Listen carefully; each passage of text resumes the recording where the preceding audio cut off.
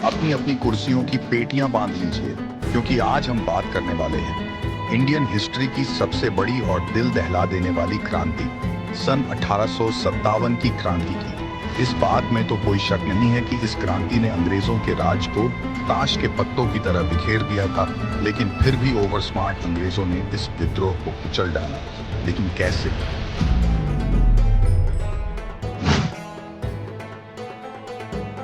आज इस वीडियो में इसी टॉपिक को हम डिस्कस करने वाले हैं कि आखिर कैसे अंग्रेजों ने 1857 के विद्रोह को कुचल डाला। वीडियो स्टार्ट करने से पहले एक बात आपसे जरूर कहना चाहेंगे कि इस वीडियो के लास्ट तक जरूर बने रहे, क्योंकि वीडियो के लास्ट में हम कुछ ऐसे फैक्ट बताने वाले हैं जिनकी वजह से हमें आजादी 1857 के बजाय 100 साल बाद यानी सन 1947 में मिली। तो आइए शुरू करते हैं। ब्रिटिश फौजियों की आसानी के लिए अंग्रेजों ने नए कानून पारित कर दिए। इनफैक्ट 1857 के मई और जून में पूरे नॉर्थ इंडिया में मार्शल लॉ लागू कर दिया। Martial law. But what is the martial law? अरे रुको भाई, बता तो रहा हूं। रुको जरा, सब्र करो। मार्शल लॉ यानी अंग्रेजों ने फौजी अफसरों और आम अंग्रेजों को हिंदुस्तानियों पर मुकदमा चलाने का हक दे दिया। उन्होंने कहा, अगर किसी भी इंडियन पर विद्रोह में शामिल होने का डाउट भी हो तो उस इंडियन को सीधा विद्रोह की सजा। और विद्रोह की तो बस एक ही सजा थी, और वो थी सजाए मौत। हिंदुस्तान का दिल कहे जाने वाली दिल्ली पर दो तरफा हमला किया गया, एक तरफ कलकत्ते से और दूसरी तरफ पंजाब से।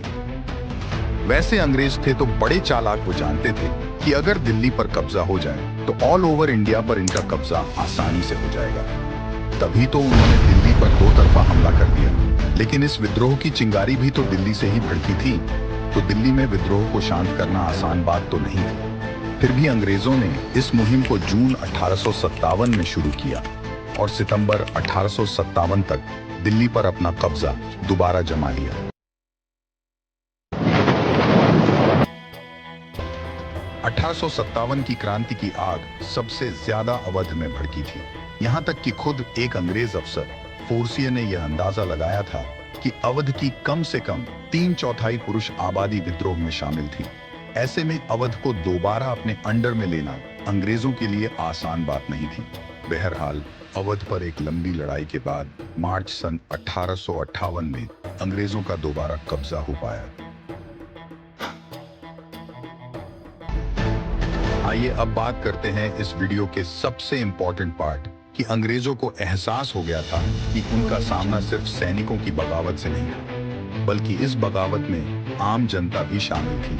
इसीलिए अंग्रेजों ने कई अलग अलग तरह के मॉडर्न हथियारों का इस्तेमाल किया। सूट डालो, शासन करो की नीति अगर अंग्रेजों ने ये नीति नहीं अपनाई होती तो शायद ही कभी अंग्रेज हम हिंदुस्तानियों पर 100 साल और राज कर पाते।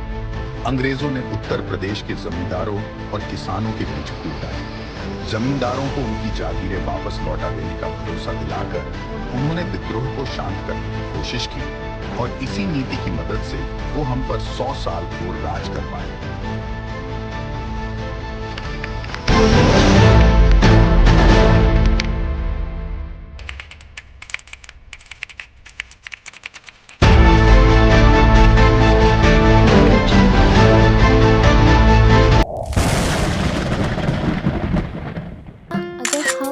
हमारी वीडियो पसंद आई हो तो हमारा इंतखाब करने के लिए हमारे चैनल को सब्सक्राइब करना और वीडियो को लाइक करना ना भूलें, ताकि आपसे बाद में भी मुलाकात हो सके।